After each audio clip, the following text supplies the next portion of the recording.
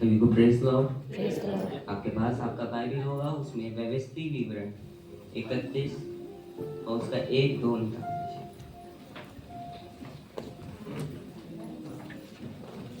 खंड जी 31 उसका पहला और दूसरा भाग। और मूसा ने जाकर ये बातें सब इस्राएलियों को सुनाई जी और उसने उनसे यह भी कहा कि आज मैं 120 वर्ष का हूँ और अब मैं चल फिर नहीं सकता, क्योंकि यहोवा ने मुझसे कहा है कि तू इस यरदन पार नहीं जाने पाएगा। हालेलुया। हालेलुया। आज आपके जीवन में कुछ मूसा होंगे जो आपके लिए प्रार्थना करते होंगे। कई बार वो भी थक जाते होंगे कि वो कितनी बार आपके लिए प्रार्थना करें, लेकिन आपका विश्वास रहता होगा कि वो मूसा है, वो यहोवा की बात मानता है, तो यहोवा उनकी प्रार्थना सुन लेगा। तीसरा वाक्य पूरा चर्च आप पढ़ सकते हैं कि नहीं पढ़ सकते? तीसरा वाक्य पढ़ दीजिए। तेरे आगे पार जाने वाला तेरा परमेश्वर यहोवा ही है। वह उन जातियों को तेरे सामने से नष्ट करेगा और तू उनके देश का अधिकारी होगा, और यहोवा के वचन के अनुसार यहोशू तेरे आगे आगे पार जाएगा। आज के समय में कुछ चर्च की ताकतें उसके मूसा नहीं है, कुछ चर्च की ताकतें उसके यहोशू है, कुछ यूथ है, क्योंकि चर्च को बाद में यहोशू को ही संभालना है। क्या आप जान सकते हैं कि आपके अंदर भी एक यहोशू छुपा हुआ है? मेरा आज टॉपिक कुछ और था, मैं लिख के लाया था कि चुप रहो, युद्ध यहोवा का है, लेकिन यहाँ आते ही टॉपिक चेंज हो गया मेरा कि चर्च की ताकत उसका यहोशू है। आपको पता नहीं है कि आपके अंदर एक यहोशू छुपा हुआ है।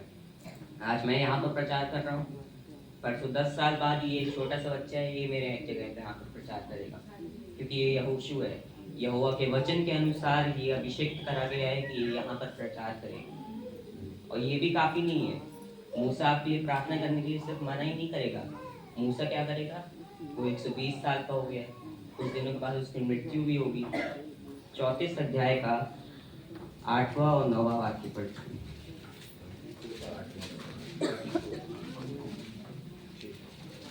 और इस्राएली मोआब के अराबा में मूसा के लिए 30 दिन तक रोते रहे। तब मूसा के लिए रोने और विलाप करने के दिन पूरे हुए, और नून का पुत्र यहोशू बुद्धिमानी की आत्मा से परिपूर्ण था, क्योंकि मूसा ने अपने हाथ उस पर रखे थे, और इस्राएली उस आज्ञा के अनुसार जो यहोवा ने मूसा को दी थी उसकी मानते रहे। आज तो वाक्य में क्या लिखा होगा? और मूसा के लिए उनके रोने के दिन पूरे हुए। इसमें लिखा हुआ है 30 दिन। मूसा लिख सकता था या फिर यहोशू लिख सकता था कि 1 महीना रोए। 1 महीने 3 प्रकार के लिखते हैं, 28 दिन, 31, 30। उसने पूरे दिन लिखे। आपके रोने के भी दिन है। अगर आज आपका मूसा गया है तो उसके लिए रोइए मत, आपके दिन खत्म हो गए हैं रोने के। यहोशू के ऊपर जो है मूसा ने हाथ रखा था। आज आपके अभिषेक का कारण ये है कि आपके ऊपर किसी मूसा ने हाथ रखा है। आज आपके अभिषेक का कारण ये है कि आपकी माँ आपके लिए रोई थी प्रार्थना करते हुए। आज आप यहाँ इसलिए बैठे हुए हैं क्योंकि यीशु मसीह चाहता था। यीशु मसीह कभी कभी मूसा बन जाता, उसने आपके ऊपर हाथ रखा हुआ है। ये सब होने के बावजूद भी हम अपने अंदर के यहोशू को पहचान नहीं पाते हैं। आज मुझे ये मौका मिला है, मैं अंदर से काँप रहा हूँ। मेरा अभिषेक यही है कि मैं बोल पा रहा हूँ। कुछ लोग अभिषेक ये होता है वो अन्य भाषा बोल लेते हैं, कुछ लोग अभिषेक ये होता है वो गाना गा लेते हैं, लेकिन सच्चा अभिषेक ये है कि आप बोल पा रहे हैं। आपके अंदर वो दम होना चाहिए कि आप सुसमाचार को प्रचार कर सकें। मेरे जीवन की गवाही है कि जब मैं चुप रहता हूँ कोई मुझे कुछ बोल देता है। मम्मी ने कहा था मेरे को कि बाहर जाओ, वहाँ से पूछ लो कि वो राहुल कवाड़ी आ गया पेपर बेचने मेरे को। मैं गया, उस चाय वाले ने मेरे को डांट दिया। मेरे घर वाले गुस्सा हो गए, मैं चुप बैठा रहा। मेरे अंदर का यहोशू जो है वो कह रहा था चुप बैठे रहो, क्योंकि यहोशू जो है सिर्फ एक बार आया है कि जाओ वहाँ जाओ मोआब पे, पता लगा लो कि वहाँ पर क्या हो रहा है, दुश्मन देश क्या कर रहा है। यहोशू एक हेल्पर की तरह यूज करा गया है, लेकिन यहोशू हेल्पर के साथ भी पीछे से कुछ कर रहा होगा, तभी तो यहोवा ने उसका नाम सजेस्ट किया।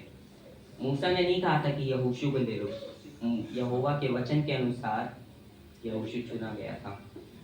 क्या आप आज इस चर्च में आने के बगैर भी पीछे से कुछ अपना अभिषेक बढ़ा रहे हैं कि नहीं बढ़ा रहे हैं, बढ़ा रहे हैं कि नहीं बढ़ा रहे हैं, ये आपका ज़रूरी है।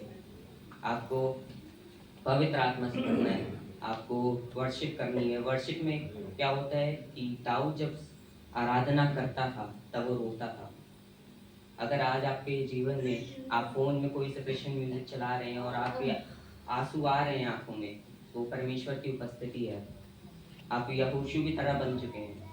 यहोशू जो है इस चर्च की ताकत है। कहो इस चर्च की ताकत सामने बैठे लोग ना हो, पीछे से किसी को मुकुट मिल जाए स्वर्ग में, कोई पीछे वाला आए और वो अपने सब कुछ दे देता है दान में और उसको मुकुट मिल जाए। चर्च की ताकत उसका यहोशू है, याद रखिए। और ये सब होने के बावजूद भी अगर आपको लगता है कि आप नहीं कर पा रहे हैं, यहोशू नहीं बन पा रहे हैं, तो यहोशू इसका एक और 5वां वाक्य पढ़ लीजिए इसका।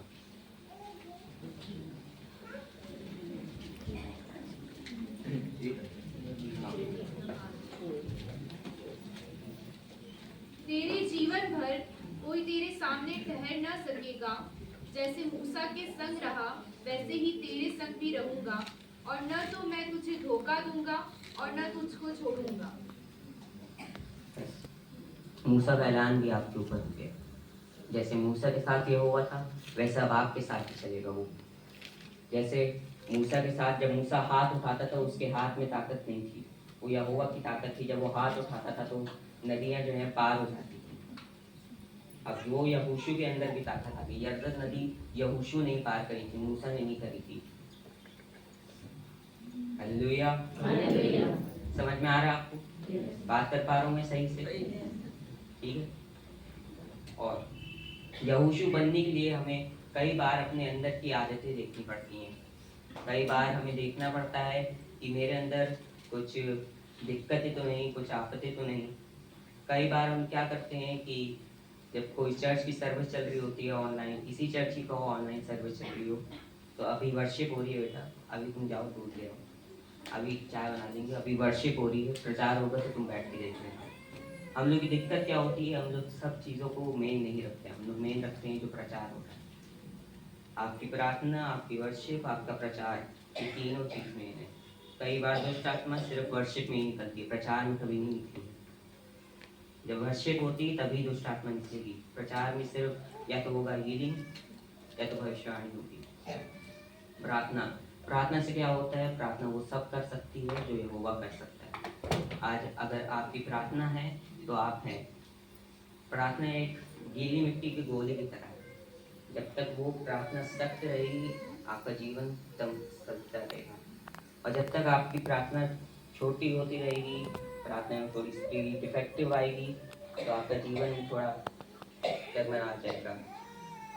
मैं राय देना चाहता हूँ अपने जीवन की कि जब तक मैं दिन में 3 बार प्रार्थना कर लेता हूँ, मेरा जीवन एकदम सही चले। एक बार प्रार्थना का मुझे नींद ज़्यादा आ रही है। और अगर आपको नींद ज़्यादा आ रही है, ये आपका आलस नहीं है, ये आपकी प्रार्थना का जीवन है। मुझे नींद कभी नहीं आती। मैं मेरे घर वाले सोचती है जब मैं एक बार उठ जाता हूँ तो बाद में सीधा रात में सोता हूँ। अगर मैं बीच में सोया, या तो मैं बीमार हूँ या तो मेरी प्रार्थना कम हो रही है। आपको ज़्यादा नींद आना आपकी प्रार्थना का कम होना है।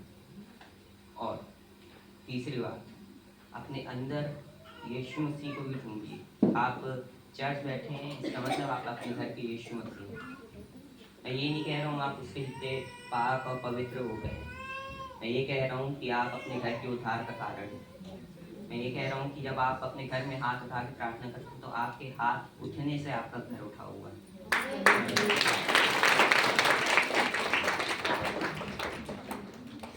सबसे बड़ी गवाही तो ये है कि मैं भी घर में हाथ उठा के प्रार्थना करता हूँ, मेरे घर वाले हाथ उठा के प्रार्थना करते हैं, और जब हम लोग हाथ उठाते हैं तो हमारे आंखों में आंसू आते हैं, और जो आंसू होते हैं वो हमें याद दिलाते हैं हमारी गलतियाँ। और कई लोगों का बहाना भी होता है कि शैतान प्रार्थना नहीं करने देता, हम लोगों को दुनियावी चीज़ें याद आती हैं, हम लोगों को वो दुनियावी चीज़ें नहीं है। जब परमेश्वर की उपस्थिति में बैठोगे तो अपनी गलतियाँ याद आएंगी आपको। अपनी गलतियाँ याद आती हैं तो तुरंत उसकी माफ़ी मांगनी चाहिए, क्योंकि वो माफ करने के विश्वास योग्य परमेश्वर है। वो आपको हर एक अधर्म के कामों से बचाएगा। इसलिए क्या आप अपने अंदर के यहोशू को ढूंढने की कोशिश करेंगे? तो आप अपने अंदर के यहोशू को ढूंढिए, क्योंकि इस चर्च की ताकत आप है। अगर आप यहाँ पर आएंगे और आपकी प्रार्थना ताकतवर होगी, आप अपनी कलीसिया के लिए प्रार्थना करेंगे, आप अपने प्रभु के लिए प्रार्थना करेंगे, प्रभु के दास के लिए प्रार्थना करेंगे, तो ये चर्च है। आपको प्रेज लॉर्ड।